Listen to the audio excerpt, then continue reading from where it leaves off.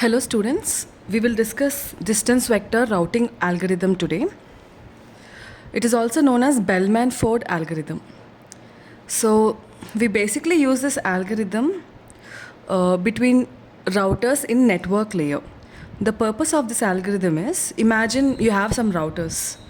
So in this diagram, like we have 4 routers, 1, 2, 3, 4, and as you know, routers communicate with each other to transfer information. So let's take an assumption that router 1 has to send some information to router 3. In this case, we have multiple routes. Through router 2, it is taking a total distance of 13, 12 plus 1, 13. If it's a direct route, it is taking a distance of 9. Whereas there's another route as well, that is through 4, where the distance is 4 plus 2, 6. So this is actually smaller than the direct route that we see here. 6 is less than 9. Hence through 4, that is the shortest route, right? So we basically have to find in which route a router might send the information. So a little information we need to know before that is, every router holds something called a routing table. So if for router 1, we will assume that this is the routing table. Okay, I have just repeatedly drawn this table. We don't have to look at this for now. This is the table it has. Router 2 will have another routing table. That is this. Router 3 has this table. Router 4 has this table. So each table will have destination, distance, and next router. Okay, so imagine this is router 1 and all the nearest neighbor details will be mentioned in the router table. Now this table is not fixed. This table might keep changing. The values might keep changing while the routers are moving. So the values inside it could keep changing. The weights of this, each of the edges will not remain same all the time. They might keep changing. Okay, so it's purely dynamic. Now all the routers we have in this network are 1, 2, 3, 4. Hence we will mention so many routers in every table. Imagine if you have 100 routers in the network, you will have like 100 different routers mentioned inside the table. Okay, so because I have taken a small diagram with only 4 routers for the space restriction that we have now, I'm only mentioning 4 here. So because this is router 1's table, from router 1, what is the distance to router 1? It will obviously be 0. Similarly for router 2, the destination will be 1, 2, 3 and 4. The distance from router 2 is 0.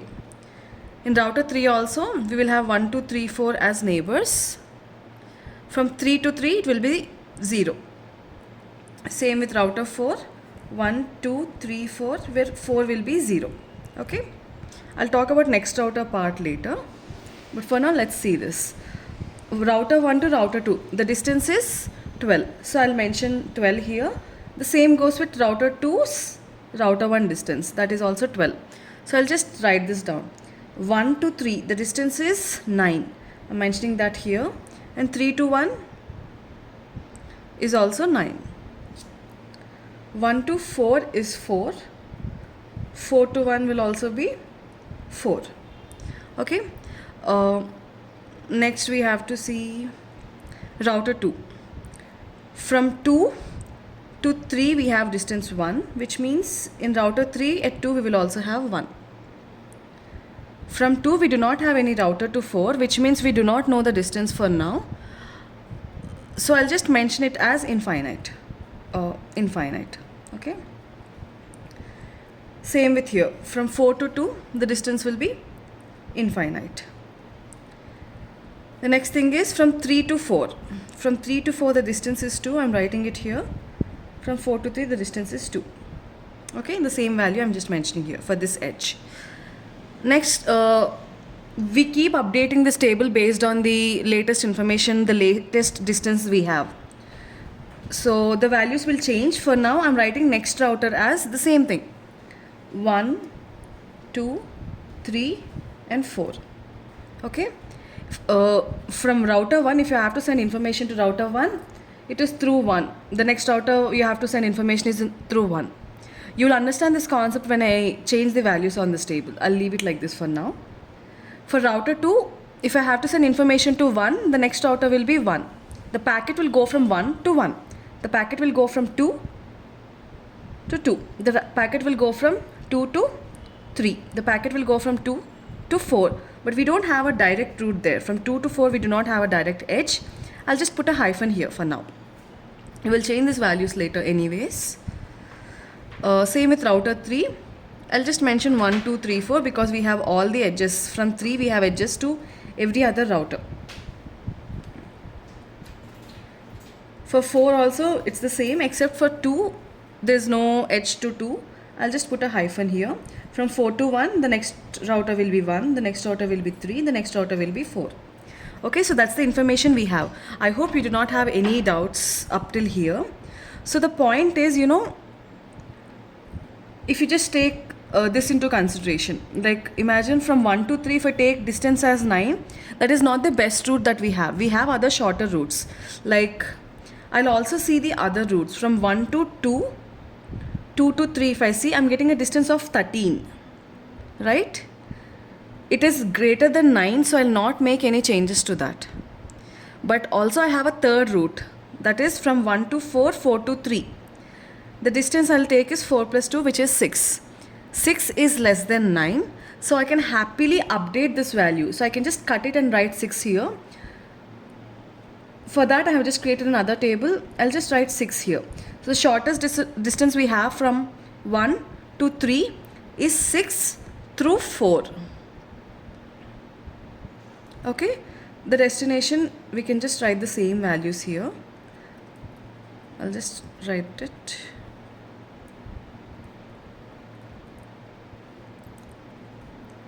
So similarly, we have to update all the tables in such a way that the distance that you have mentioned is the shortest possible distance.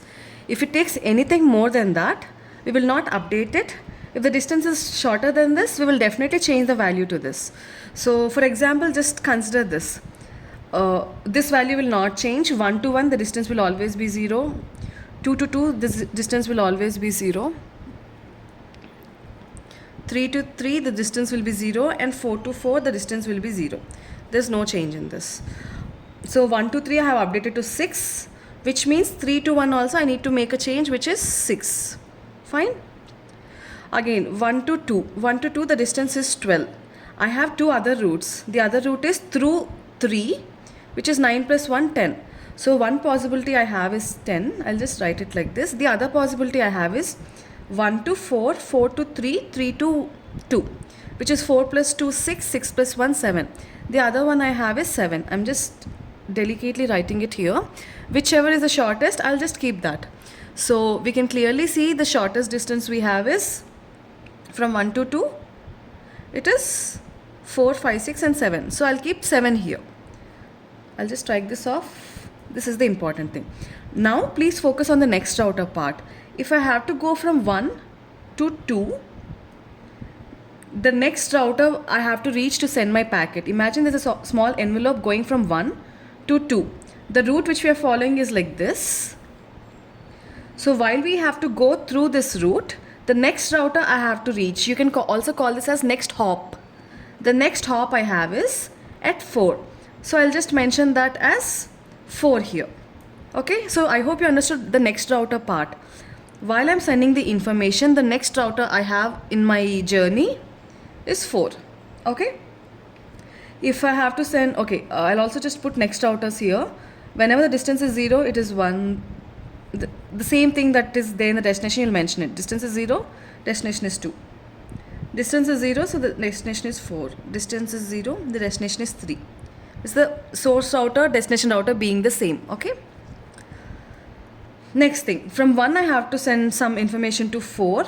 That is the shortest I can think of, because 12 plus 1 plus 2 is bigger than 4. I'm not even going to look at that option.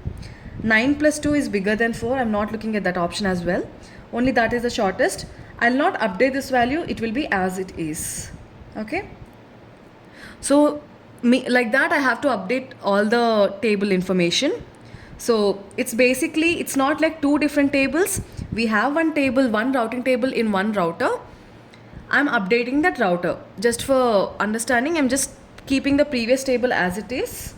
I'm just writing this as the latest table, okay, to avoid confusion.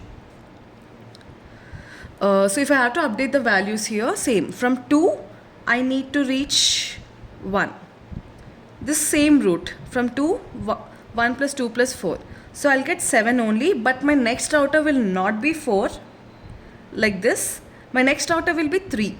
Because you know, when an envelope travels from 2 to 3, 3 to 4, 4 to 1, the next router will be 3. So that's how I got a 3 here. Okay, so similarly, I'll just try the values of all the routers. From 2 to 3, I have a just minimal distance. I need not update it. It's the same. From 2 to 4, I basically have distance of 3, 1 plus 2. And my next router will be 3. Okay. And if I look at router 3, from 1 to distance, from 3 to 1. From 3, where is 3? Yeah, from 3 to 1, I have 9, but the shortest distance is 2 plus 4, 6. But my next router is 4. Okay. From 3 to 2, 3 is here, 2 is here. The distance is same. Next router is 2. From 3 to 4, this is the minimal distance we have. We can't get anything lesser than 2. So I'm just writing 2. And next router is 4. If I look at the routing table of 4, fourth router, this is distance. 4 to 1, we have 4. I don't see any other shorter routes. So I'll just put 4 and 1. No update in this information. I hope you're observing that, you know, the infinite parts that we had here are updating. We're not having infinite anymore. Because we did not know the actual value, I just mentioned it as infinite. But now that we know that there's a shorter distance, we are just writing that as 4. The shorter distance is 3. I'm updating it to 3 because 3 is lesser than infinite. So from 4 to 2,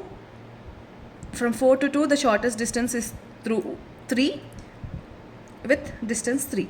From 4 to 3, shortest distance is 2 with the next router being 3 itself. Okay. So the second table is what we have to look at. Fine. That will be the actual output of the program. One more thing I have to tell you is, these routing tables that you see on your screen is not static. They keep changing. I have told you. Also, they are not private. All of these routers share their routing tables with the other routers, which means, you know, you see a small distance column here, right? You call this information as distance vector. So that is what is mentioned here. So all the routers, they share their distance vector. I mean their latest distance vector. This distance vector and the table keeps updating. They share the distance vector. Why do we actually need it? Because, you know, imagine that router 1 has to send information to 3. Router 1 knows that it needs 9 distance to share its information to 3. It should also know how much distance the router 3 is from its neighboring routers. So from 2, we need to know this distance. Otherwise, we can't find out the shortest route.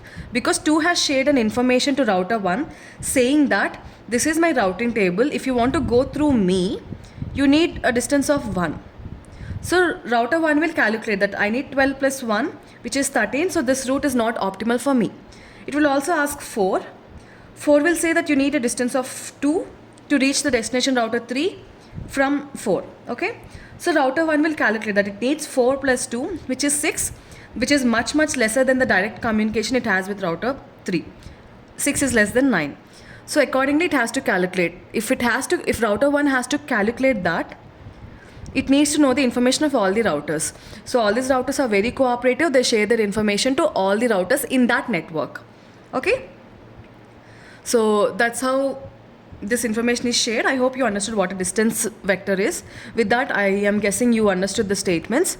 Our router transmits its distance vector from its routing table to its neighboring routers in a routing packet. So they will send a packet. Remember what you call information being passed in network layer? You call them as packets. So that's the reason we are calling it as packets. Okay.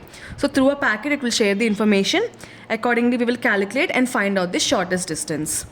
So that's it about this. Thank you.